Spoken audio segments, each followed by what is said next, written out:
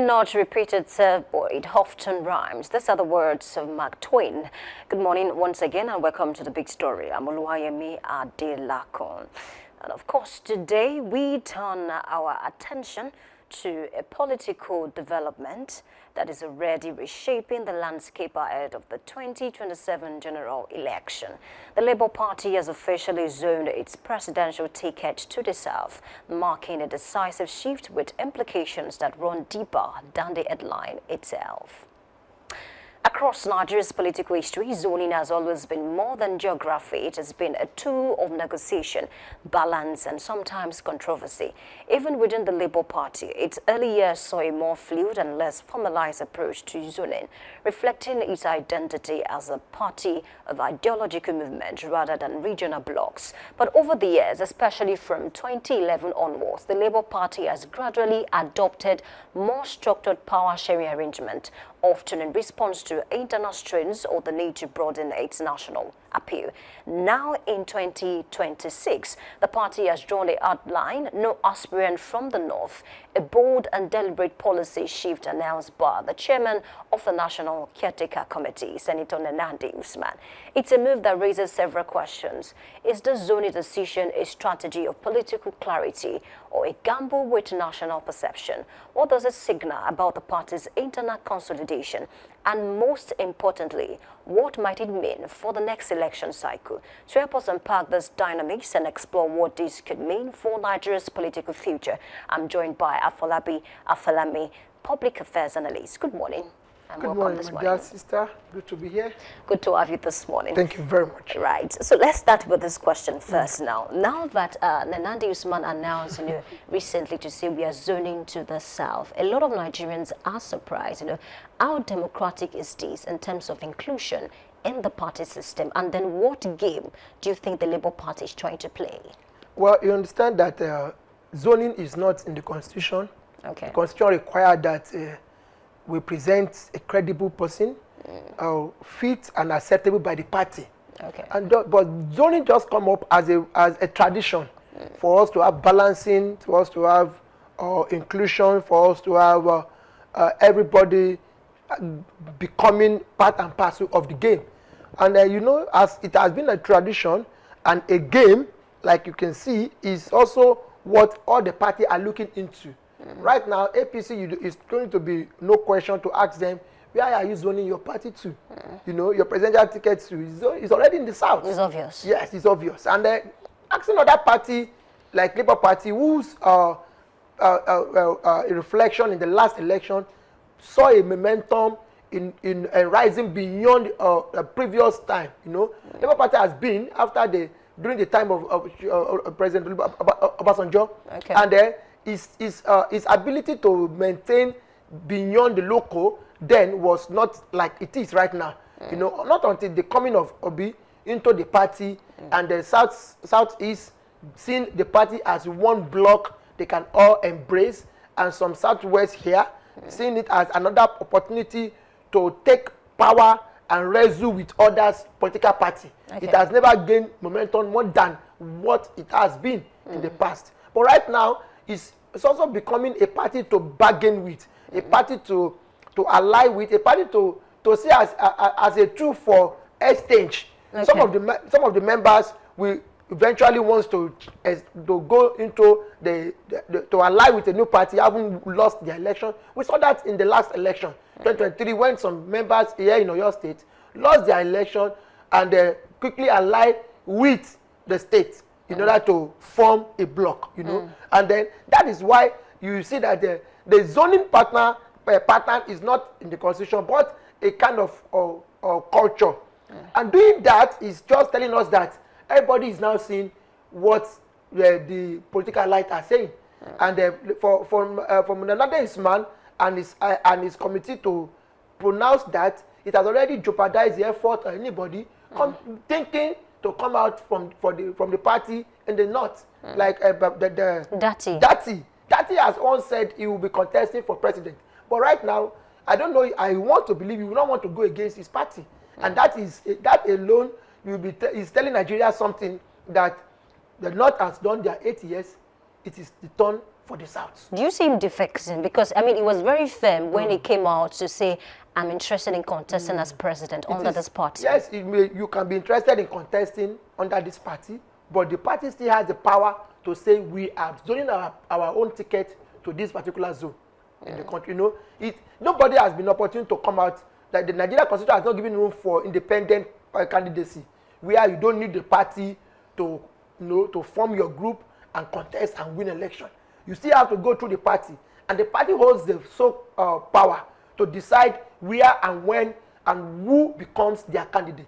You know, and so for that, I want to believe if he intends to now defect into a new party, the new policy that has been signed into law that is guiding the INEC right now will be a deterrence to him. We not allow him to do that. Okay. Because you must have become a candidate of Labour Party, and now to defect into a new party, you must stay there. You must have stayed in that party for 6 months and want to jeopardize. Okay, and within that period of 6 months, the election will have been conducted. So the window that was open for Peter Obi is no longer open. It's no longer open. So whoever we are yet to see crisis in the internal crisis in political parties. I think Nigeria will witness more in this coming election than we have never seen before, because the aftermath of what become the consensus or the primary in some parties will tell us the real politicians. Do you think this new electoral act, especially for the primaries, is to the disadvantage of the opposition parties? Yes. It favors, some are just saying it favors the ruling party more. It's going to favor the ruling party more. At the same time, it's going to kill more of that ruling party. Let me tell you that. By the time some of them felt that they are not comfortable with whoever that they are picking up. Yesterday, a rumor ran all through the media air that somebody has been picked as a consensus candidate for your state and some other states. And it has not gone, we've not seen the official statement. Until we see the official statement, we cannot pronounce that. We only felt that, well, if this is what it is being picked, then some people will not be happy with that announcement. Some people will feel that this is not what we bargained for. Okay. Some people will tell you that, why are we going to settle for this person? And because of the new electoral law, you can't leave your party. Then they will stay in and work against that party. And that is just it. And why they do that, they give more opportunity to the opposition, to the underdogs party. Somebody was, there was a particular member of the ruling party at the inauguration of the Tinubu support group. He said that let's talk about the president. He pronounced it, let's talk about the president, and let's leave who become the local, the state governor to whoever that we decide to give to. But for now, he's asking members, he's asking the general public to embrace the president. He's only saying that his own particular focus is for the president only. So such a person got such announcement of the person that has been rumored to be the consensus party candidate, then you will understand that that person will only be sitting on the party system and be working against the party. And that will be giving opportunity to the oppositional party. And that's what we're going to experience. So if that is like a person who has stayed in that Labour Party for so long, work for the party development, growth, and the sustainability, got the news that the party has zoned to Southwest, then he has no option. He still has to stay there. Okay. And while he's staying there, he will be working against the party. That is just the truth. Except you want to see something else. That is where we have the Olaton kind of system. So that is just it. So I felt that the Labour Party announcement yesterday is going to be a big blow to so many members of the party who felt that it should be an opportunity to gain the support of the Northerners. I haven't seen what is going on in the present administration as a shift to the South in everything they are doing, talking about ministerial appointments, talking about political appointments, talking about support and so on that things. So they may be looking at the North that will be embracing the party, and they can be using it to cross the present alignment that is within the South and the North. But right now, I foresee more internal crisis in this coming election. Okay, speaking about support now, don't you think there was maybe a consensus, with this, party members, especially supporters of this party from the north? Apart from that, we have other supporters of Labour Party in the northern part. Don't you think there was a consensus for Nnamdi to come out to say, okay, this is what we are doing? Because at the end of the day, I don't think Labour Party, they need any more crisis as a standout. And they just came out of court because recently the Abure faction took Nnamdi to court to say they have to overthrow her, but then fortunately for her, she won that case, and that's why she was able to make that announcement yesterday. Yes. Well, there may be, but one thing that is sure, Germain in political parties is that not everybody you see sitting down at a conference or a press conference giving out a particular announcement are happy with each other. They just have to succumb to what is on ground. And that we have witnessed in the last election, where we see some people working against their party openly. In order to curb that, in order to reduce that tension, in order to bring it down, that was why we have this electoral act being signed into law, that you don't go to anywhere, you stay where you belong. But the power that makes you to stay where you belong does not still restrain you from doing what you want to do with your own group. Outside the party, only the party will always be coming up with suspension. I haven't noticed maybe this person is doing this, they want to suspend. But yes, they may have, but the truth of the matter is, do we really need consensus? Can't we have an election where people will be able to vote out their mind, tell who they really wanted in leading them, in representing them, in standing for them as the party member, as the party candidates, and then they all will embrace. So do you think zoning should be cancelled really? Zoning should zoning should be cancelled really, because if you have if you don't zone at times, you don't have inclusion of members in all the country, as part and parcel of the government. Because if you don't zone, there are some people who will be doing some things behind the camera that will be favoring a particular area. They will tell you that we are not zoning, but this is the region that is more dominated with people that we can make use of. So you get it? Okay. Yes, we are not zoning, but the fact that we are not zoning, we will not be able to gather people more into that particular government. We will not be able to have more people to work more in the governance. But zoning is that's why zoning is not constitutional. It's only tradition. It's only tradition. Like we have in Oyo State now. Some people are already clamoring that Ibadan should leave the party, should leave the stage for that region of the state to take over. And until you have more population, more voice from that particular end, speaking up, coming out to really showcase that yes, in case of winning election, they can as well win. Then you can have your voice.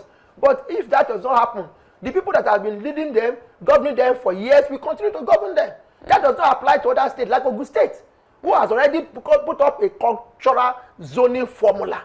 After 8 years for this zone, the next one will be for this zone. But they are still complaining actually, because I recall there was a particular headline I read, the daughter of Obasanjo. She also made a claim that a particular region had been governor, for years. So it's time for Ogun West. Even that's another case.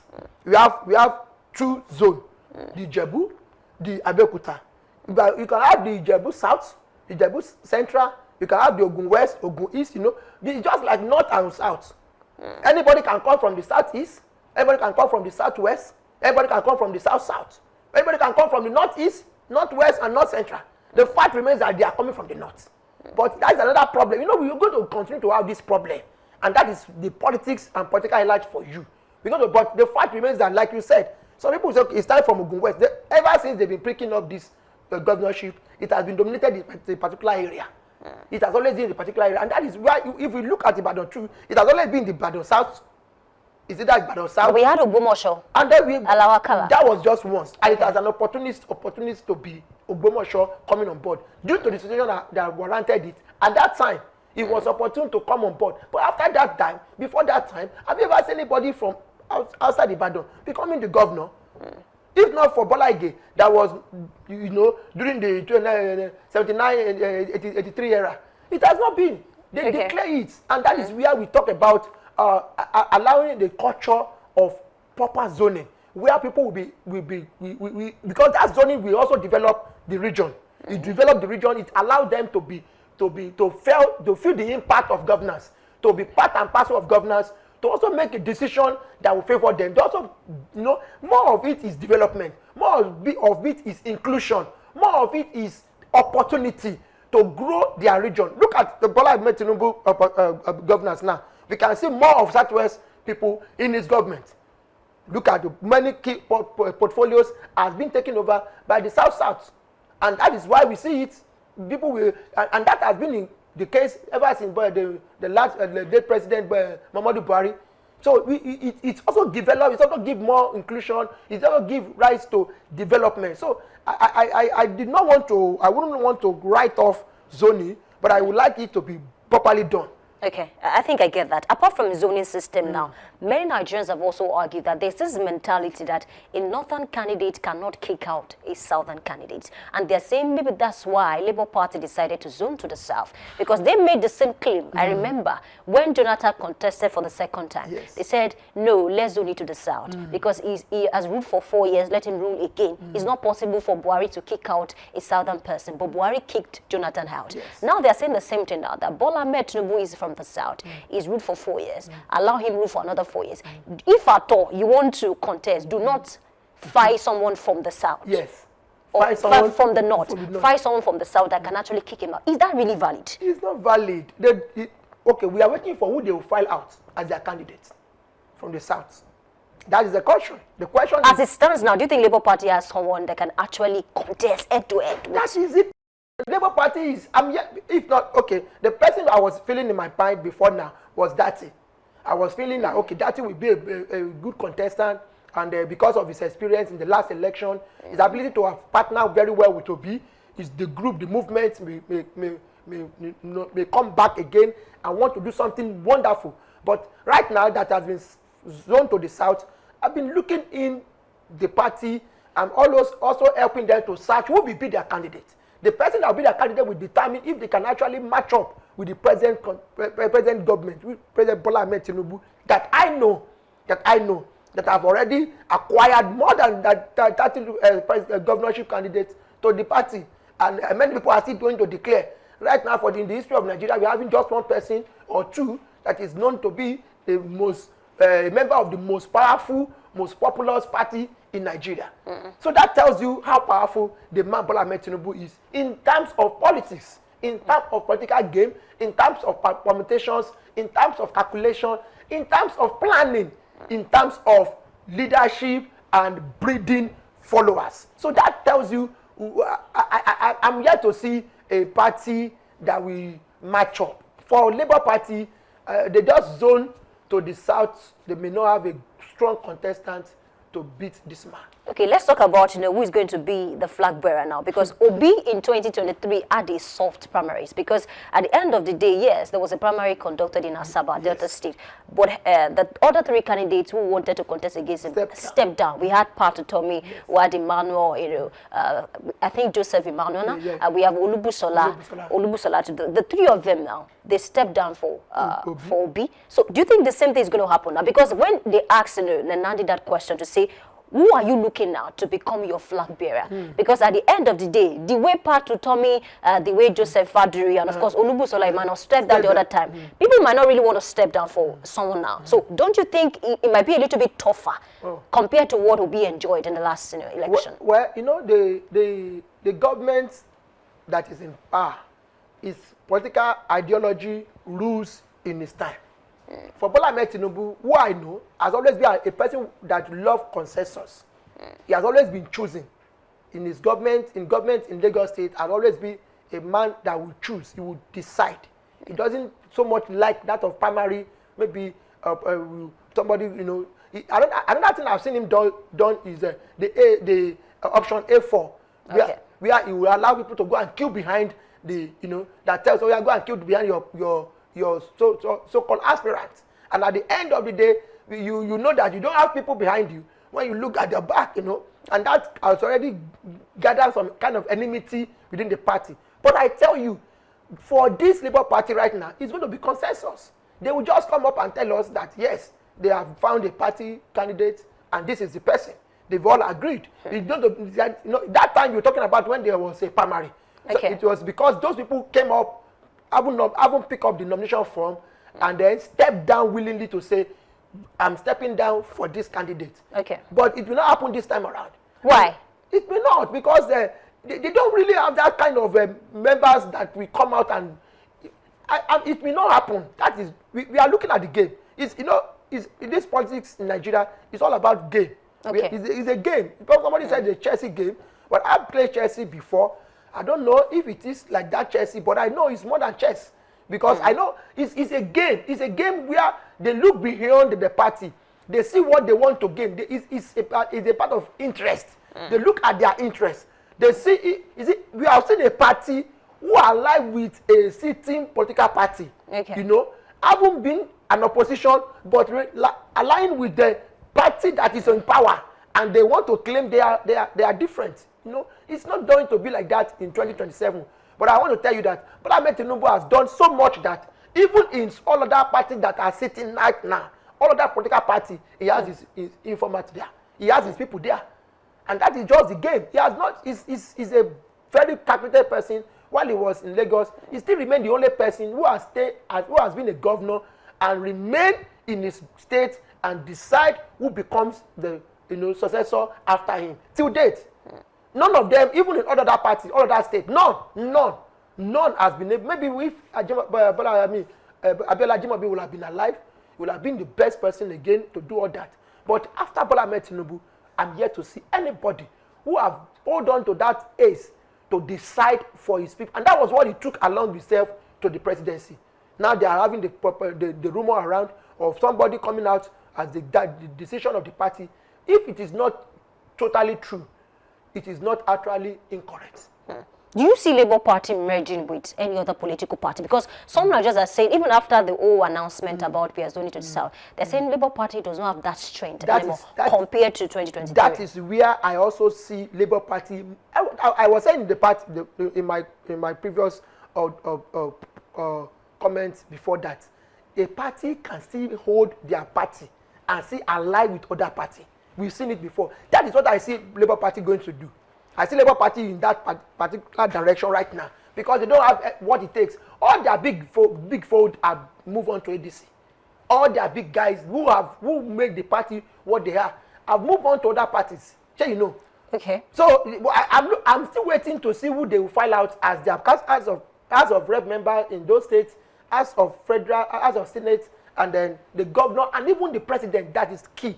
That is where I see them holding on to the party name, but going to ally with a particular party at a time.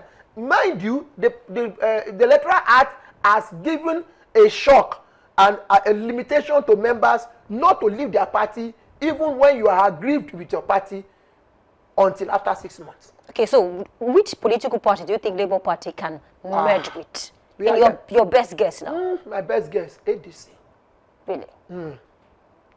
They are going to, you know, the man Aburi was opportune to start his leadership as a result of the present political party, the ruling political party, who some of us believe fund or bankroll his person. If you know Aburi before now, you know the man you decided that from Ibadan here to Abuja, and fortunately he becomes an house name until the Supreme Court judgment. You will have destroyed the entire party. But right now, the party is still hanging on. They are still existing. But I know that even when they could not file out anybody, they will ally with a particular party. I see them aligning with ADC. So that court judgment, of course, that says Nandi should remain the party chairman, don't you think it's a bigger problem than even this zoning? Because at the end of the day, this is what destroyed the People's Democratic Party. You know, when it comes to the ego of some political members, not accepting what other persons, accepted. In every political party, there is interest. Every one of them sitting down. That was why I said it the other time, that even when you see a political party giving a press council release or whatever, sitting together, if they are 14, 6 among their 14 is not aligning with what they are saying. If they are 14, and if they are 20, not less than 9 of them are not agreeing with what they are saying. Go and check out very well. They just have to partner and just have to go there with them. They're not, because what they are saying, it is interest. Everybody is talking about interest. Just ordinary rumor yesterday that blew out into the air that the party has picked up a consensus, and this is, you need to be on this platform to know what is going on. Many of them has already been starting shouting and banging and threatening so many things. You can see fire everywhere. People are already talking. But the truth of the matter is that if it is not correct, it is not outrightly wrong. We are still going to wait to see the end of the day. A political party has named given April 8th as a date that their own flag bearer for the state will march. So after that, who is going to emerge for that party? Everybody is crossing their hands. And we know how many of them that are already flying their banners. Many of them, some people have even left their party to another party.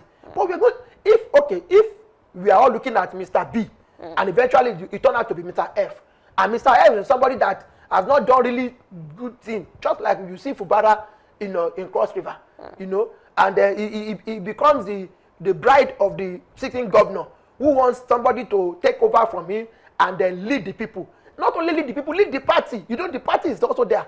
And at the end of the day, you think those ones who will be within the party will be happy with it. It's not going to work. And that is where you see internal crisis blowing up. Internal crisis generating to a point where some people will sit down, even crossing their hands, but working against the party.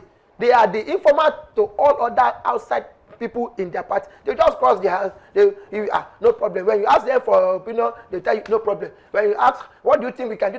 But we saw some persons that even work against their party and they were public about it. Wike went on national TV to say, I worked against PDP. Yes, because Wike is another separate and special person. Wike did not just work with the party, against the party. Wike worked openly in collaboration with some people.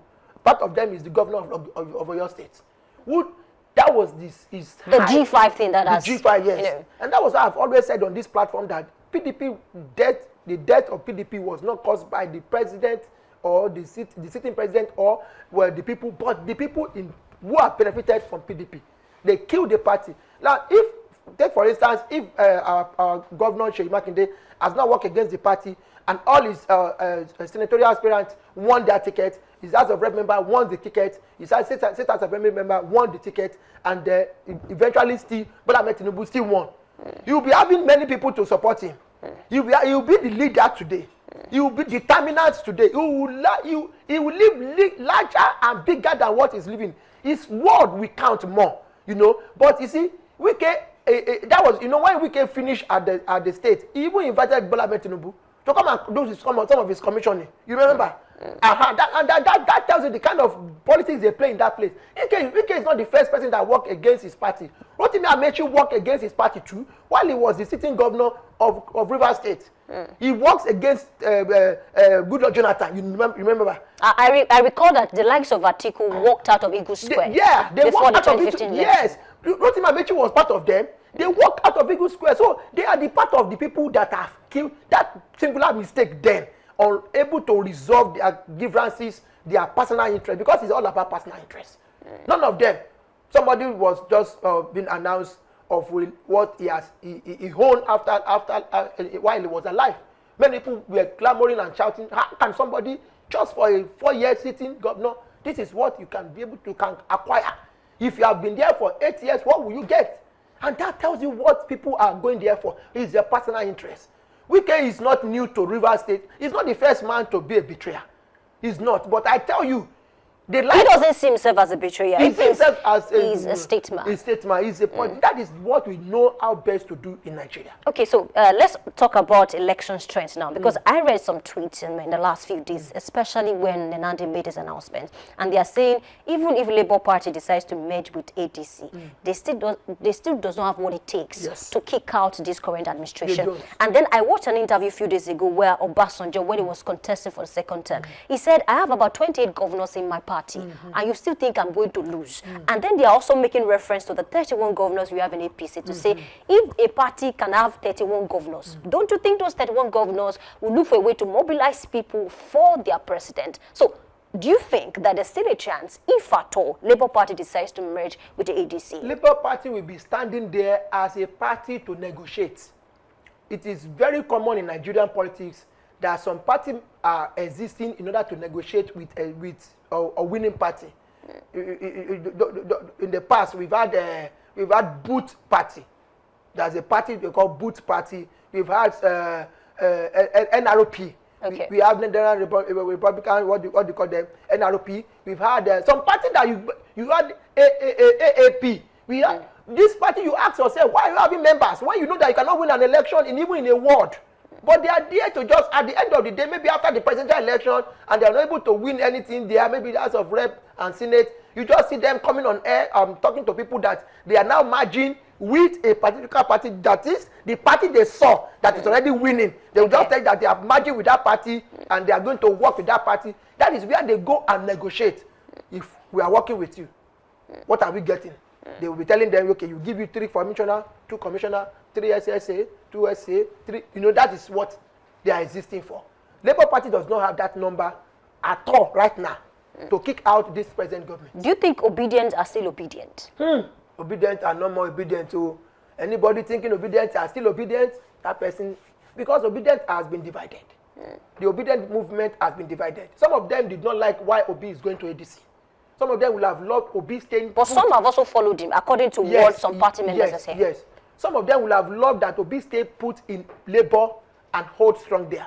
But you know, Obi understand that party is just the name. The person determines the party. Not until Labour Party welcome Obi in. Labour was nobody. Even in Oyo State, Alawa Akala was formerly a candidate for Labour Party alongside with Sarafadin Ali as the deputy governor. It was then that we understand what Labour Party is in Oyo State. We've seen that happening here. Until after that time, we did not see any other thing happening under Labour Party. So Labour Party is not is just a party. It is the people in that party that make up what the party is. In the obedient front, I think they've lost their members. They've not been. They're no more like the obedient that we know that can move that movement and make it what we expect and deliver and win an election. All right, we need to conclude now. What is your best advice to the Labour Party?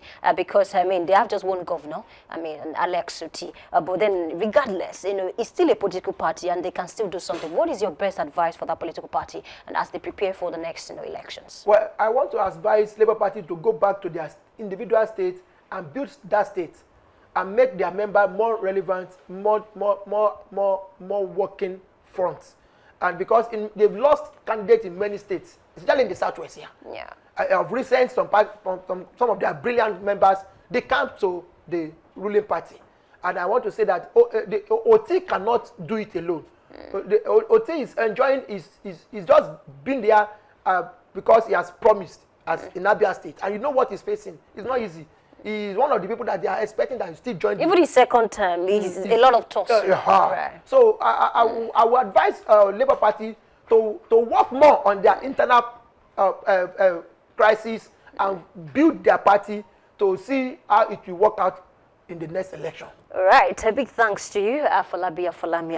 I believe that we'll talk about some of the things that we discussed today, especially, you know, some of the things that you've been able to, you know, note, speaking about the Labour Party and, of course, the next elections. Those who cannot draw lessons from history are condemned to repeat it. These are the words of George Satanaya. As we wrap up today's conversation, the Labour Party's decision to zone its 2027 presidential ticket to the South stands out not just as a procedural announcement, but as a historical marker. From its earlier years of open contestation to this era of deliberate regional balancing, the Labour Party's evolution reflects a party grappling with identity, political strategy, and national relevance. This policy may set the tone for new alliances, recalibrate vote expectations, and shape the contest long before the primaries begin.